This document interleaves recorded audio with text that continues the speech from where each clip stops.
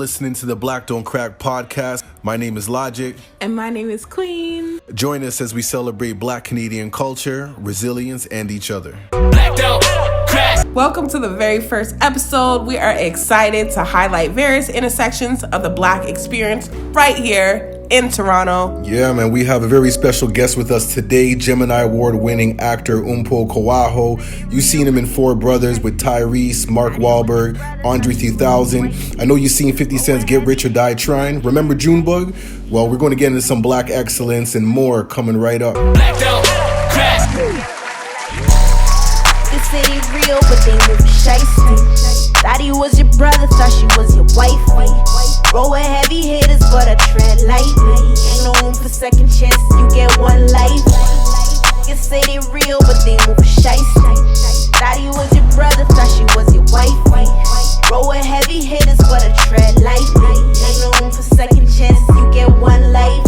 Ain't no first or second bases, you get one strike. Keep them squares up on my circle, keep my tight.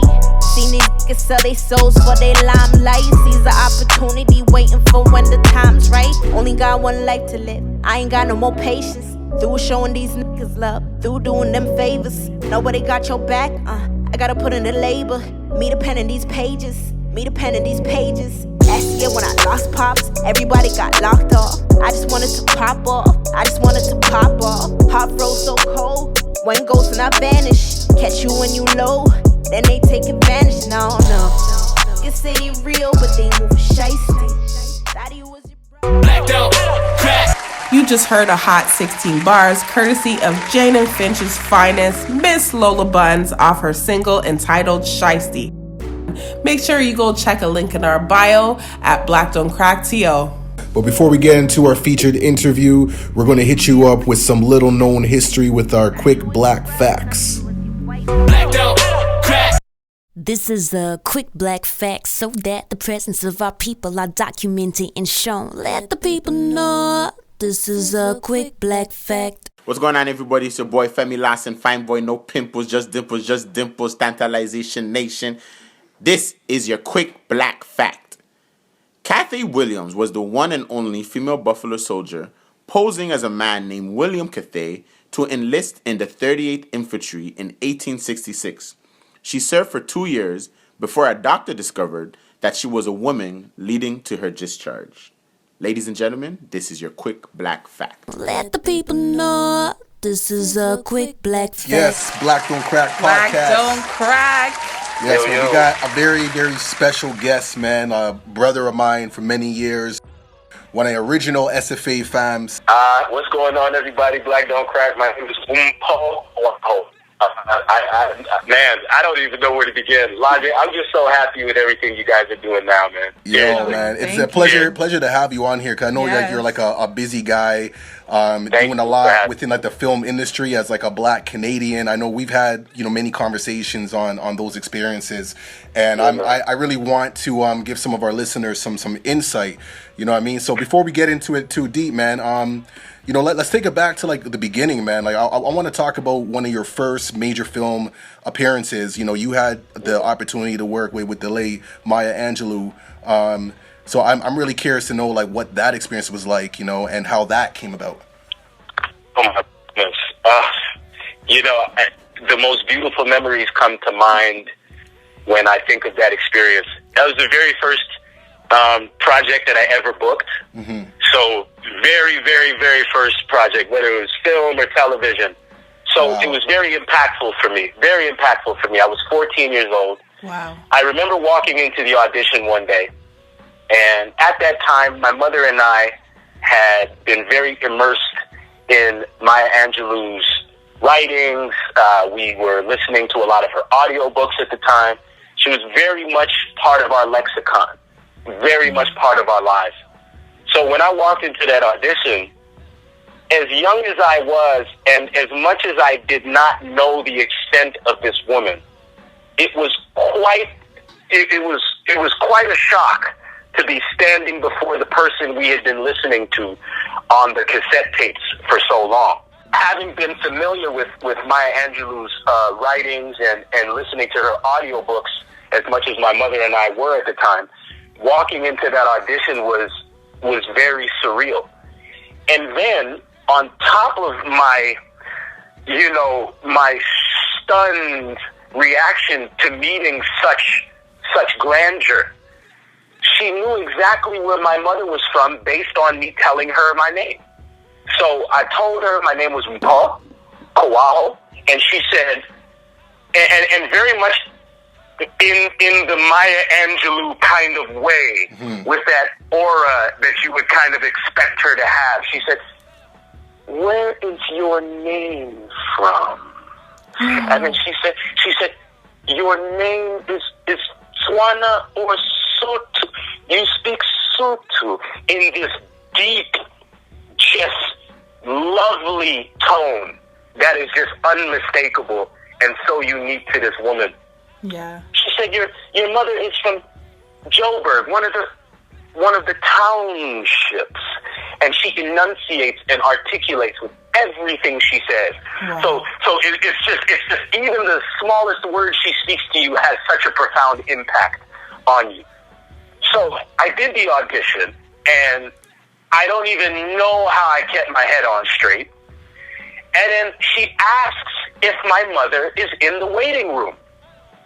And then I said, "Of course she is." I said, "Well, what do you want me to do?" She says, "Go get your mother and bring her in here."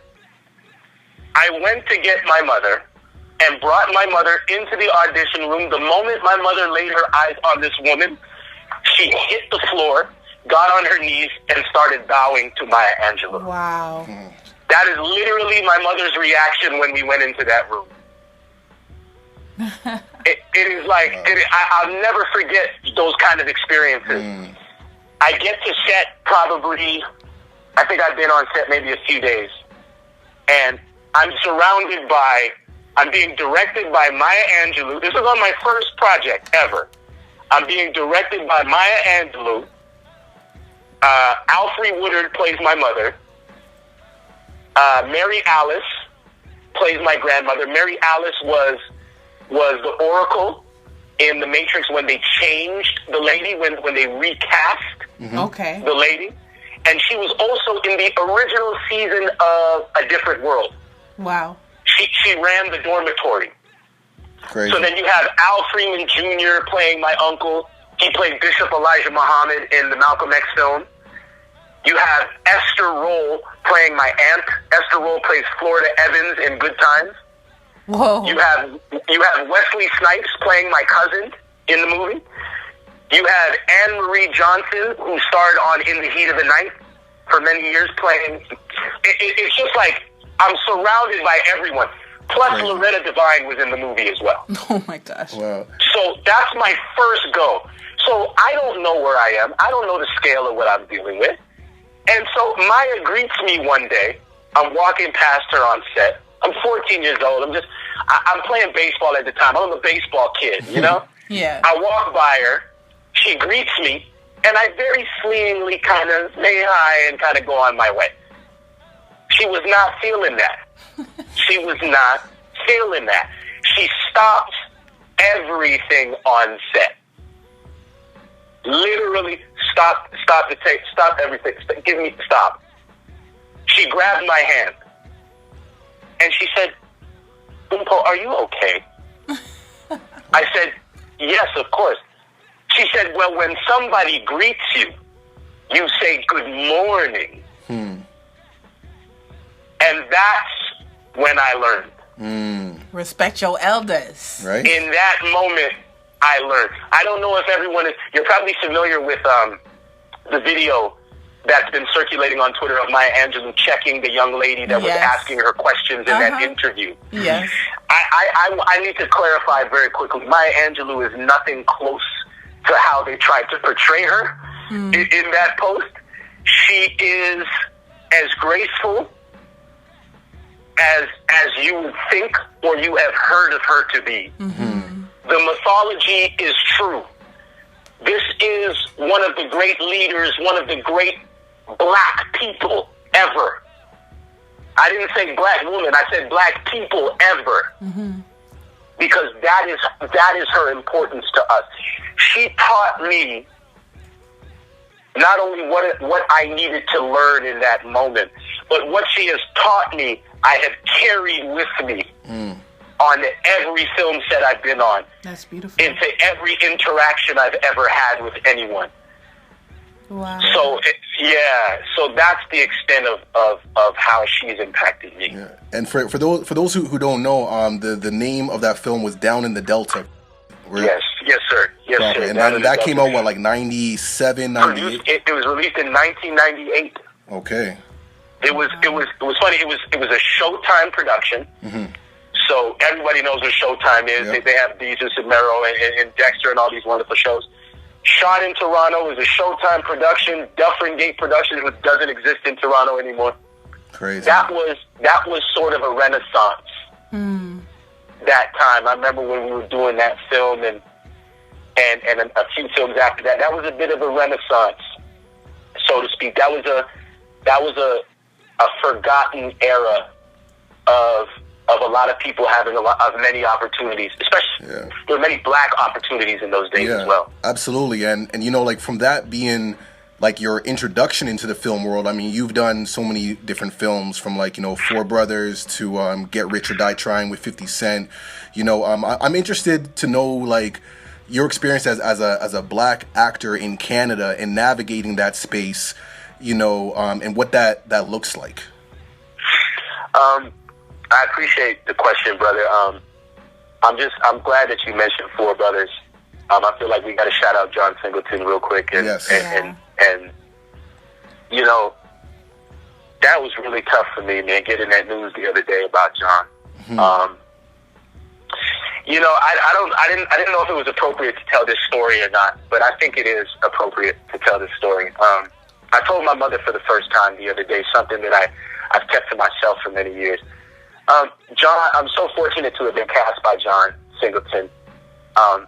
It's something that I didn't even realize the scale of until many years later. So just immensely thankful to have stood before the man and been given such an opportunity. He gave me a hard time when we were on set. And I don't say that negatively to put him down or to speak illy of the man. I wasn't the actor that I am now. I wasn't as experienced. I wasn't as sharp as I've become. I was always good, and I feel as though that's why he cast me. But in no way was I the actor that I am now, having the awareness that I do. And my Canadian accent would crack a bit within the portrayal of the role in the movie. And he would scold me for that. He would scold me for that, and that really hurt me. He would scold me in front of everyone. That was tough. That was really tough. But I know he just wanted the best for me. Right. And I know he just wanted the best for me. And he didn't take away my opportunity. He didn't fire me or anything like this for not getting it right. But it was pretty embarrassing. I can't lie. I was very embarrassed, actually. And it was very lonely a space to be in, because I dream of being in that space. I dream of those opportunities. I've been dreaming of those opportunities since I was a young man. And then to experience that, and then to be directed by the greatness of black director that John is. The way he changed Hollywood's perception of us through Boyz N The Hood and his storytelling, Higher Learning. This man changed the perception of the way we're viewed. So to stand before this man and be directed by him was one of the greatest experiences. But I'll never forget that that's how it went. Yeah. You know, so, and I don't even feel good telling this story, but it gives me a form of catharsis telling this story, because I value what John Singleton is so much to not only the film community, but to the black community. Right. And the way he is influenced. I could walk you through the filmmakers John has influenced, from Ava DuVernay to I'm serious, man, because Ava's from the greater Los Angeles area. She's from, I'm not sure if it's Compton or Watts or Inglewood or something like that, but all of these filmmakers were young watching John give us these stories. So he influenced an entire generation of black storytellers. I'll even go further and say some white storytellers that were fans of his work and as well that understood. Yeah, so thankful for these opportunities at the end of the day, but I just want people to know that wasn't the most perfect experience for me. Right. So navigating through those worlds, navigating through like your blackness, especially as a black Canadian, right? Yeah, being a black Canadian in those spaces. What are like coping mechanisms? What are things that you do to ground yourself? I think it starts from support system. Right. I think it really starts from the people that give a damn about you. Mm-hmm. The real ones, whether they're mothers, spousal, children. You know, my mother and the friends that I'm fortunate to have, it can be very difficult sometimes. But I'm able to call my mother and have conversations about things. I have many conversations with Logik. Mm-hmm. Me and Logik have had, like, the amount of times I call Logik to vent about stuff that, like, I really can't go anywhere else with. Like, I can't call my agent. Like, no disrespect to my agent who's done so much for me. I can't call my Jewish agent and say certain things to him. He just doesn't get it. He just doesn't understand. Right. I'm fortunate to have black representation in Los Angeles in an agency called Don Buchwald and Associates. Mm-hmm. Mike Carr is my agent there. He's a black man. So I'm so fortunate to have found this representation there in terms of having a space to go to in times of need. So when I'm struggling with whatever it is, I can call Mike and he understands what I'm going through a lot of the time. So there's not really an explanation period to most of it. Most of it is, okay, this happened. He's like, no, I know. And there's really not much we can really ever do about it, you know? Indeed. But in terms of Logik's original question, and also part of what you're saying, being a black Canadian, that experience slapped me in the face dealing with John on this film. Because this black person was accepting me, but then calling me out for not fitting a level of blackness that he was and that he wanted to portray in his movie. Right. So that's something that I deal with a lot. Mm-hmm. A lot of the American black actors that I know that I'm friends with, I won't start listing them all. But there's a ridicule towards my blackness or the lack thereof that doesn't conflate or meet with whatever theirs exists in, the plane that their blackness exists in. And then, on the flip side, as a black Canadian, my South African contingency judges me from a place of not being African enough for their liking. So it really sucks. I'll be honest. It really sucks. Coming from the U.S. and coming here in Canada, I definitely can understand what you're saying and navigating your way through both spaces. And even the way I viewed black Canadians, like there's this innate perception of how blackness is supposed to be viewed in the U.S. So when I came here, I like my perception of black folks here was like, you guys are whitewashed, right? Yeah. And in my growth and in my quest for knowledge, I came to understand that blackness is not monolithic. And just because, you know, I grew up around a certain kind of black person, or my understanding of what my blackness was, also enabled me to understand how blackness is viewed externally and how that's embedded in our own bias, right? And how we have to understand that, you know, intellect and culture can coincide. They can coincide. Mm. My own mother, I actually wanted to speak on this as well, because black people can go through trauma.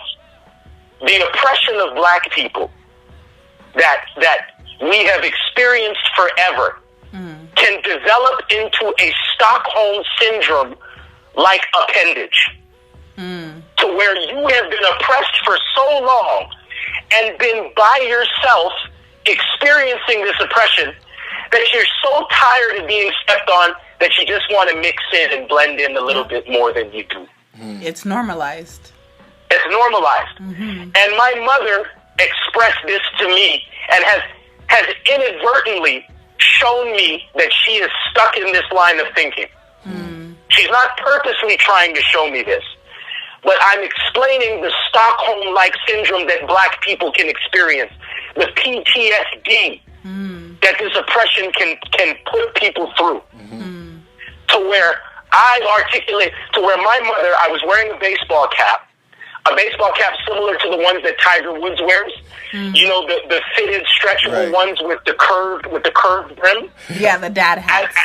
Right, as opposed to, no, not a dad hat specifically, but the stretchable fitted hat, and then the snapbacks that I normally wear, the baseball snapbacks with the flat brims that we as black people have crafted into our own style. Right. She saw me wearing that baseball hat that looked like Tiger Woods, and she smiled and said, you know, I like this kind of hat on you more. That's how you're supposed to look, is what my mother said to me. I looked at my mother and I sighed. I didn't call her out on what she said because I love her too much. But that gave me evidence into the damage that has been done to her over the years of this oppression, to where she would spew that to me. She is not saying anything negative to me. She is telling me she doesn't want me to have to go through what I go through every day. It's true, like, even with my father and his vast knowledge of, like, black culture, and he's the one who gave me my beginnings and my knowledge of my blackness. Like, when I started to wear my hair in an afro, the first few times he'd ask me, he's like, what's going on with your hair? You know? And there was so many layers embedded in it that I haven't really gotten a chance to have a conversation with him regarding that too, but I know where that came from as well too, because, you know, our hair is very political in itself, and it's seen as, like, you know, a rebellious act to have your hair out. So everything we do is viewed as political, including, like, black love, you know, wearing our hair out, to, you know, wearing a hoodie is political. Like, you see what you're talking about when you said black love? And I'm speaking to this trauma that my mother showed me that she's caught in. I told my mother the other day, I said, Mother, I want to marry a black woman. I said, I want to have children with a black woman. I said, I have nothing against the white women that I've been enjoying my time with, that have been good to me. I said, I have nothing against this. I said, I have many friends that have beautiful relationships with white women, that have had beautiful children, that are in loving relationships. We can't live in such an archaic place to think that way. But I was telling my mother, for me, that is what I would want. And then I said, Mother, where are all the black women? And my mother, who has escaped the peak of apartheid-riddled South Africa, said to me that there are no good black women left. Well, I'm supposed to meet your mom soon, so. You see what I'm saying? So, but Queen, this is again not me slighting my mother for these comments. No. I'm aware of. See, to say I'm aware is unfair. I was beginning to see the trauma that she has endured through these comments. 100%. Do you understand? Because I told my mother, I said, look, we've been butting heads on this subject recently. My mother told me a story about Logik, you know the barbershop just south of DuPont on Bathurst there, Carl's? Okay, yeah. My mother told me a story about how Carl married a white woman back in the day, and she helped him grow his business. She was the reason that he was able to grow his business to the place that he did today. So my mother was presenting this to me in terms of don't be afraid of certain things type of explanation, which I thought was very helpful. She explained to me that if I lived in such a box to where I didn't feel that I could have a relationship with this type of person or this type of person, that she told me, she's basically saying that I may not ever achieve what I am supposed to. Oh. Now, this is where I had problems with what she was saying, because I can understand the lessons that she's trying to give me in terms of don't be so close-minded. But then at the same time, I don't know if I agreed with what she was saying. Mm-hmm. Because basically she was telling me that she was, without saying it was the only way, she was saying the best chance for me to live comfortably going forward, becoming an older man, was to befriend this white woman that could help me financially. She was saying that without saying that. Right. And that's something that's like embedded in like cultures because of colonization. It's like whiteness is my point. Seen as like this thing to achieve even within our own blackness. It's like we gotta try to get this proximity to whiteness if we want to be successful, right? Exactly. Yeah.